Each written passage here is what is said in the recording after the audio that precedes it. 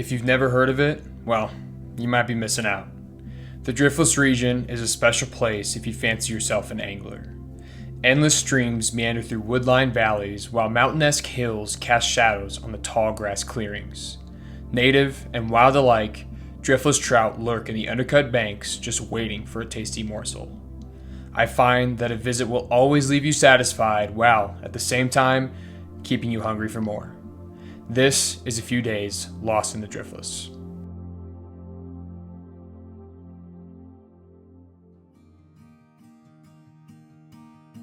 So far, this Driftless trip has mainly consisted of catching up with old friends, and that was kind of the original goal, if I have to be honest, but with this trip reaching a midpoint, I felt like I needed to get out and do some hardcore fishing. Now, normally, I find myself being quite the solo act with my wild adventures, so this weekend, I had to break free for a bit of alone time. Setting my sights dead north, I made my way to a quiet corner of the Driftless just outside of Decorah, Iowa. And of course, I could rough it, but why in the world would I do that when there are good people with super cool Airbnbs out there? Folks, welcome to the little Red Schoolhouse. Folks, we have landed at our pad for the next few days. This is a beautiful little Airbnb tucked way back in the hills. And like always, I just got to give a huge shout out to the hosts here. You know, it's always amazing traveling across the country how willing people are to kind of work with me. So it's so awesome to see. And if you guys have any interest in staying in this place for yourself, if you're ever in the Iowa Driftless, I've got everything linked down below. So make sure to go check them out. But yeah, nothing left to do but get everything in and kind of get settled for the night because we got a lot of fishing to do in the morning. With everything settled in for the night and plenty of sunlight left, a bit more exploring was in order. I had no service and a full tank of gas, and that is the perfect recipe for a good time.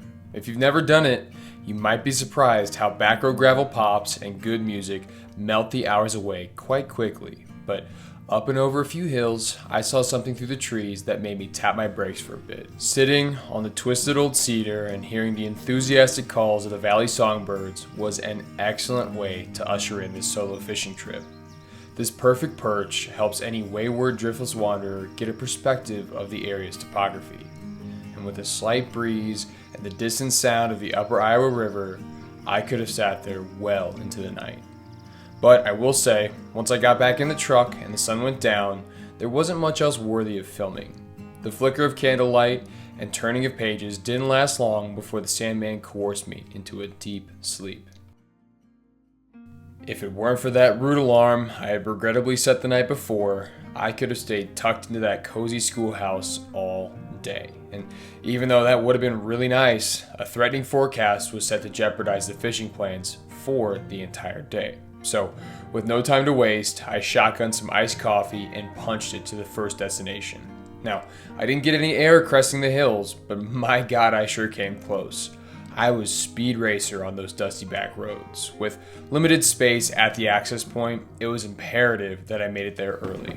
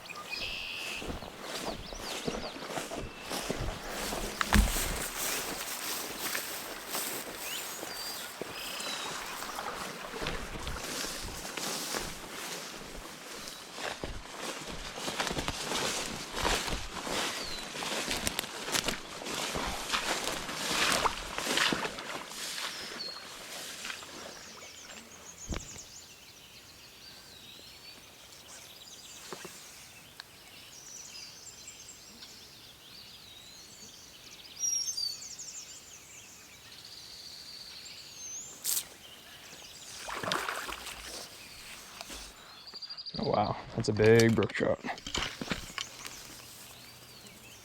Oh wow, come on buddy. Oh my gosh. Oh my gosh, that's a big brook trout. Holy hell. Oh my gosh. Oh my god. Are you joking me right now?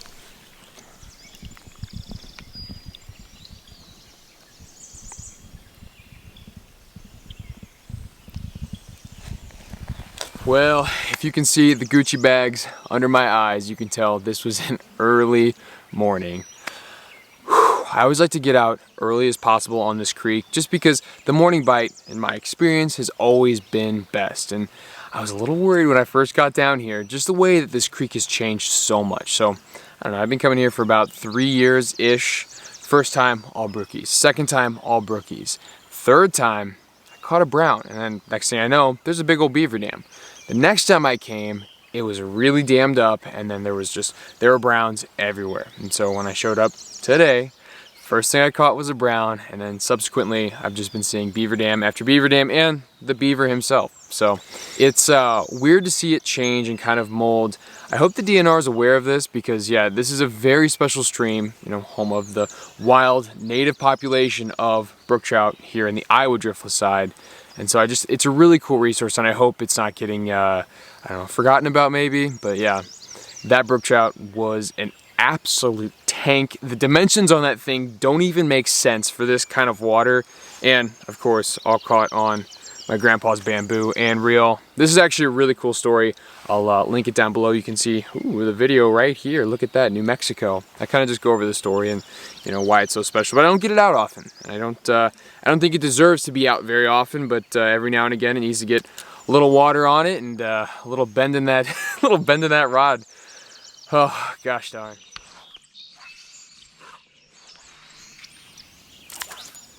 Well, I cast it in there and immediately got hit and broke off by something big. So they seem to be aggressive, and I'm going to switch up to more of a streamer, trying to elicit a more aggressive bite, and yeah, ditch the hopper and just go straighter for the leech.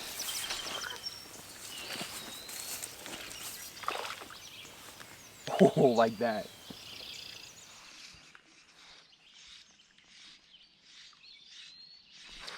Oh, that's it. That's it. That's it. That's it. Oh, that was so sick. Oh my gosh, that's another nice brook. Come here. Oh my gosh. Yes. Oh my gosh. That's another big brook trout. What the heck? Are you kidding me? That is another tank brookie. Holy cow. Pretty simple leech pattern, and he just absolutely hoovered that up. That was wild. That's exactly what we're looking for. With uncertainty at an all-time high, catching 2 brookies of that caliber completely made my day. It is truly hard to explain the feeling of relief and excitement that comes from a gamble like this actually paying off. But with this beaver pond fished out for the time being, a move upstream was required.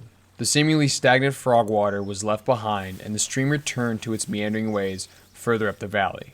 Now, from my previous trips, I could recall that the closer you got to the private property boundary, the smaller the water gets. Can confirm, way too skinny. Even though we had to double back a bit, I took my time to slow down and look at some of the finer details surrounding me. I saw no end of terrestrial bugs on my hike back to the productive water. This could be a major clue as to why these fish are so healthy, and to say that this place was buggy would be an understatement. Crunch after crunch through the wet grass sent grasshoppers and katydids scattering in every direction. Even though it was tempting to put on a plump dry fly after seeing those critters, I stuck with what had been working and kept tossing that leech.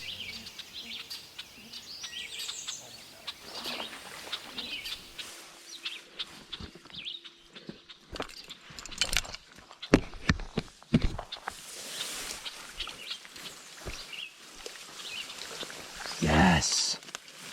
Yes! Okay, well, he just flopped.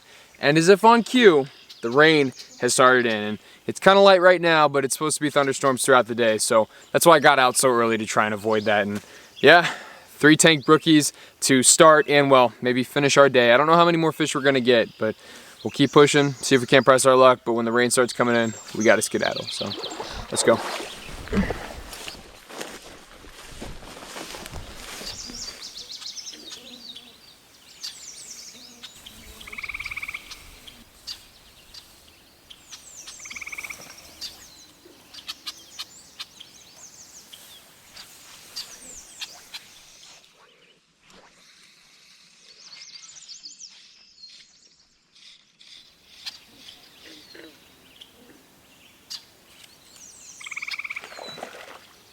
Oh yeah, baby, that's a brook trout right there.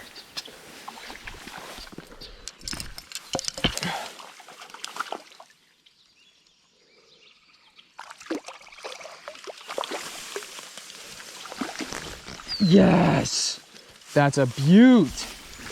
Oh my gosh. Think you wanted that? Absolute T-boned. Oh no.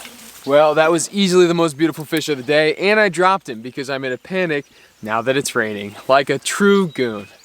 Wow, that was awesome. It's gonna make things more difficult, but this is why we carry the rain jacket.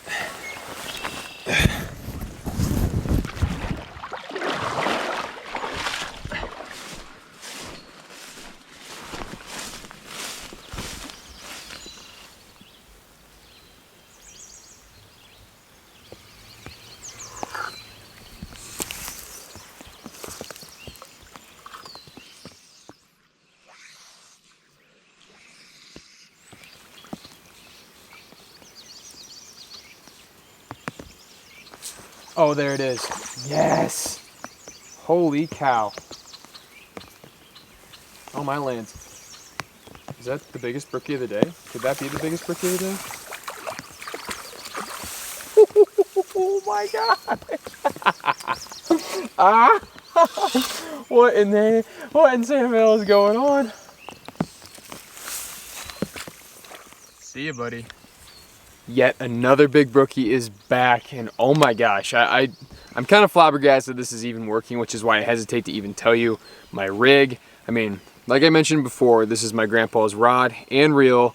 The bamboo, it's like a 7-footer. It's not practical at all, especially when you're throwing streamers. I mean, it's kind of a smaller leech pattern, but still, we're whipping streamers out there, and these big ass brookies are just hammering it. I think with the surface disturbance and the rain moving in, it's just snapped them on, and they're ready to munch, man. This is so much better than I thought it was gonna go, and I'm ecstatic, man. This is crazy.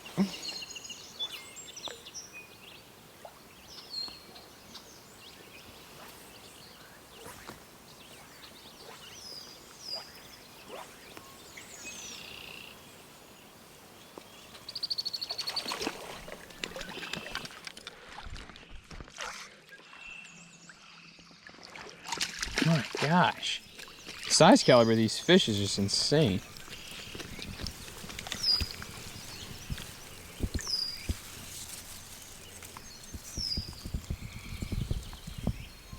See ya, buddy. Thanks for playing. After that last fish swam back, the spotty showers kept making their way in and out of the area. Downstream of the big beaver ponds, South Pine looks a lot more like the stream of old. Nice bends with deeper pools at the back, all just absolutely loaded with fish. And just because I was being lazy and didn't want to change rigs, I kept throwing a streamer. I did manage to link up with a few more little brookies and one more brown, but even with the rain cover, I was still spooking a lot of fish. The apathy that comes with catching that many big fish is always a weird feeling. The cares of performing seem to fly out the window, and a botched run stings a lot less than the pesky nettle hiding in the underbrush. But with heavier rains forecasted for the late morning and early afternoon, I knew it would be best not to press my already stretched luck. Wet boots and a banged up leech were the physical proof that today was a success. But there was some part of me that felt a little conflicted about leaving. The tall grass passed on its collected rain, seemingly trying to weigh me down as the valley songbirds whistled their rainy day siren song. It felt like I should stay, but with much meaner storms looming over the hills and the faint echo of thunder getting louder, I had to get back to the truck as soon as possible. It was time to hunker down at the schoolhouse for a bit and wait out these storms. Once I'd stripped down from this morning's adventure, the gentle pitter-patter of the rain was the sweet lullaby needed to put me down for a much-anticipated nap. And I must say, it was rather hard to get up. It's one of those body in motion, stays in motion kind of things, but I eventually did get up and I kind of explored the space a bit more. I always love to see the little details that the hosts leave to make a guest stay that much more special. And as I was studying the various maps of Iowa, I noticed the sun was peeking through the windows, and that meant it was time to saddle back up and get ready for session 2. With the same fervor from this morning, I screamed across the ag fields and cow pastures in order to reach yet another honey hole. The windows were down, the music was loud, and I was having a hard time believing this was the same day. It was incredible to see the region spring back to life now that the afternoon sun was high in the sky.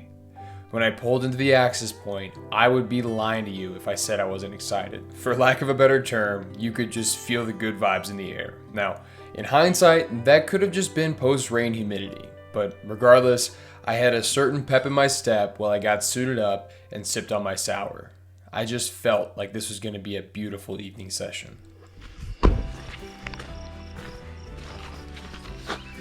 Best of luck, fellas.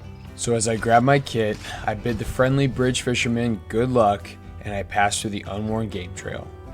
And the nostalgia of long past summer trips, it hit me so very hard, and the almost neon green foliage was just like I had remembered, and it made the deep blue of the creek absolutely pop. And the closer I got within casting range, I could see that the fish were rising consistently on something. What exactly? Not exactly sure. I had a hunch they would be looking up, and it didn't take very long to confirm that my double dry rig was the right choice for the locals. With that fish back in the blue, the evening session skunk was off, and the fish really seemed to be looking up.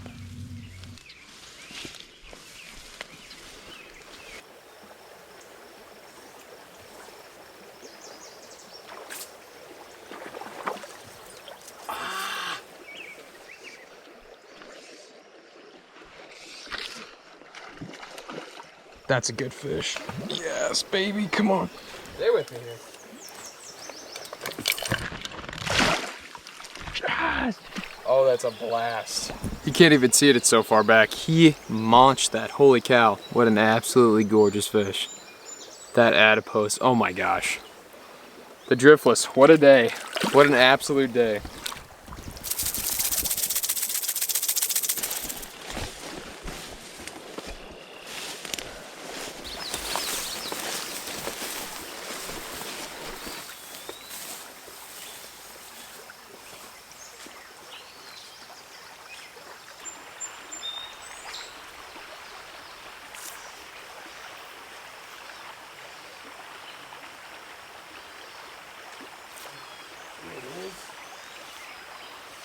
That's a long range rifle I shot right there. That's a sniper. Yeah, there we go. That's so sick. Had to go to the yard on that one there, buddy.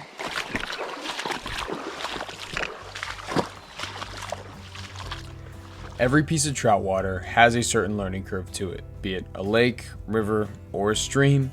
Some are a bit sharper than others. In my opinion, most of the Driftless region is fairly simple to pattern out. On any side, be it Iowa, Wisconsin, or Minnesota, most of the creeks and streams are going to share characteristics which allow us anglers to get familiar with certain patterns. However, in my experience, the spring creeks like this one I'm fishing tonight have a bit sharper learning curve. With the crystal clear water, high fish densities, and long, slow sections, it can be difficult for some new anglers to figure out. This is where I like to implement my hold 'em or fold 'em tactic. I skip over a lot of water and spook untold numbers of fish. But there's a good reason for this.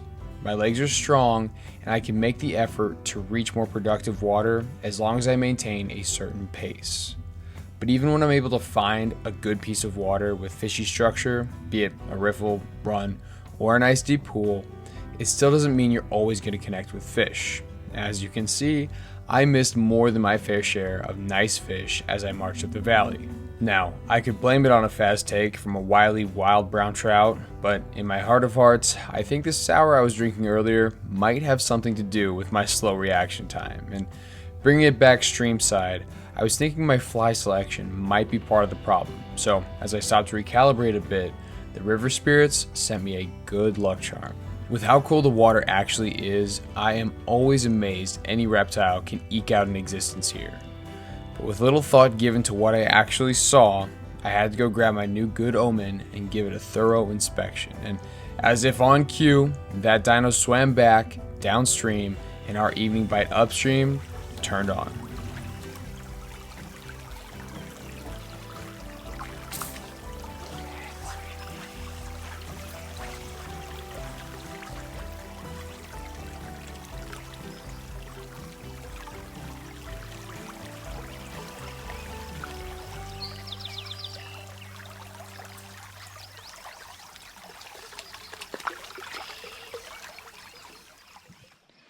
Oh, dude, where are you going with that? Nice fish. See you, buddy.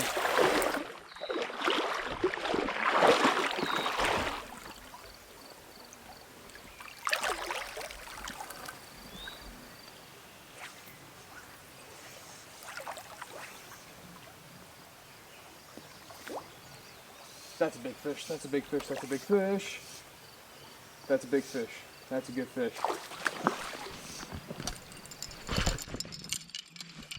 Oh, he's wrapped up, he's wrapped up.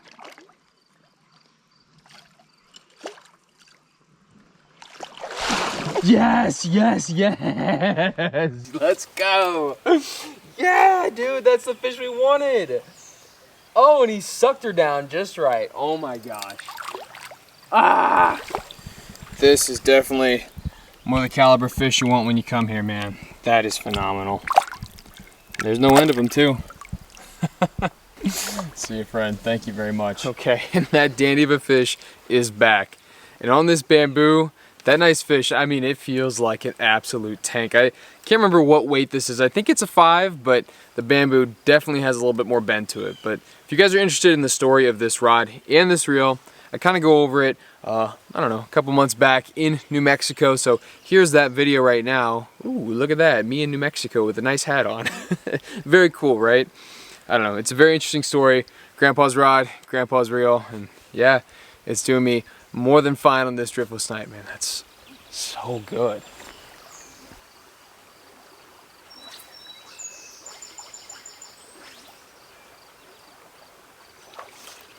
That's another nice fish.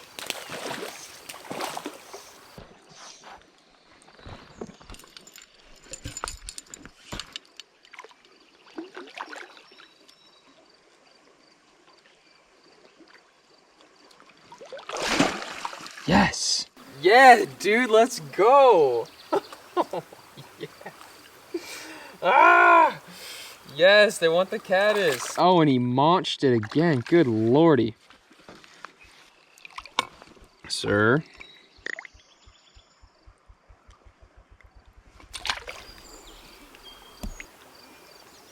That's absolutely gorgeous, man. I love it. Not too shabby. Thank you, sir. Come again, eat my caddis. Come on, baby. Woo! Hard to tell what that is. It's some kind of caddis variant, but that's what the last 2 have been munching on. That's really nice. It'd be cool if there was a hatch tonight. That'd be so epic, man.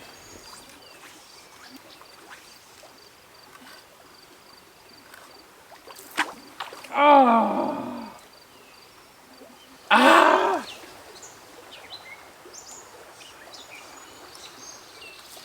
Oh, heavens to Betsy. Oh, heavens to Betsy. Oh, sweetheart. Oh, gosh. Oh, gosh. It's all going wrong. Come on, come on, come on, come on, come on. Don't do that. Ah!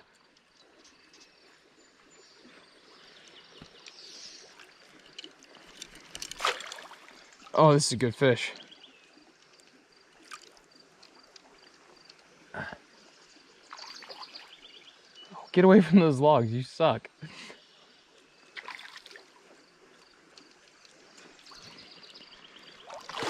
Yes! Yes! That's what we want, baby! Let's go! Woo! My Lanta. That is called right where you want it. Thank you, sir. Thank you, ma'am. Woohoo! Oh, man. Oh, this cat has just crushed it tonight. Wow, the colors on this guy are freaking ridiculous. Damn. That's the two-handed deluxe we were looking for right there. What a crazy fish that is. His color patterns are crazy. Thank you so much. You have been nothing but kind, sir. Oh, see ya. Yes. I know I've said this before, but I will say it again. One run in the Driftless region, just like this, can turn your entire trip around. And not even saying I was having a poor trip, because we're doing pretty well. But this just put it over the top, baby. Over the top. So good.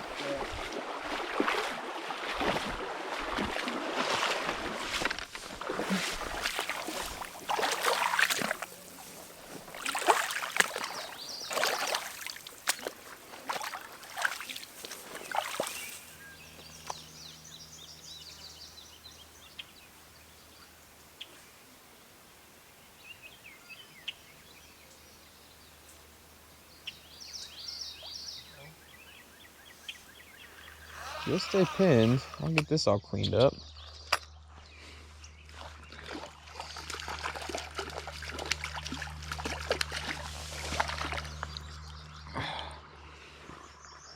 There we go. See ya. Thank you. Nice. Hello. Oh, little fella.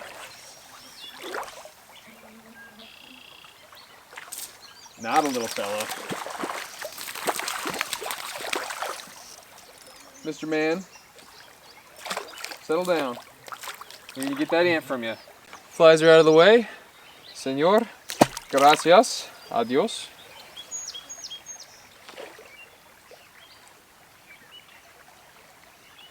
Oh, shit. Well, I've got a fish on. That's my bad. That's on me. Oh wow, you're a really nice fish. And I'm gonna know that Nancy like a damn fool. Like a damn fool. Don't know what to tell you there. I definitely got lucky. I was reeling up and he absolutely clobbered this caddis, buddy. Okay. Oh, well, and just like that. And it popped off. Perfect, well.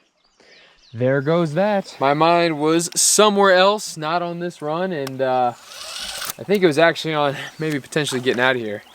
We are just rounding off at 6:30, and I still have a lot to do tonight, non-fishing wise, unfortunately. So yeah, I think I might skedaddle. Let's find our way back to the road and see what it looks like. Now, I am very much aware that I could have pressed my luck a bit more on this evening session, but this hike out, it can be pretty nasty in the dark, and I still had a few things to do on my drive home. So after a much needed creek bath, it was time to come down off the high of this just incredible day. In my experience, there's no better way to do this than watching the sunset. Looking back on the day, it's almost hard to believe that all these events transpired in such a short amount of time. It's so rare to find fishing destinations that allow for such a wide range of angling experiences. From unique native populations of brook trout to potentially trophy-level browns, there is no doubt something for everyone here. Add cute towns, beautiful places to stay, and breathtaking scenery, I am always amazed more folks don't find themselves lost in the Driftless. Well, howdy folks, if you are seeing this, well, that means the video is now over, and all I have to say, like always, is thank you so very much. This channel here on YouTube, and really all the flower season platforms, are growing so fast, and we have you to thank for that. And especially here on YouTube, I hate saying this, but the more you guys like and share, comment, subscribe, all that BS, it goes into this weird algorithm thing and it makes this channel grow. But realistically, I do enjoy talking to you guys, so leave your comments below. I love hearing what you guys think of these adventures. If you have any questions, I'd love to help. But yeah, folks, wherever you find yourself, be it in the Driftless region or in your backyard, I sure hope you're keeping those feet in the water. And until next time, tight lines.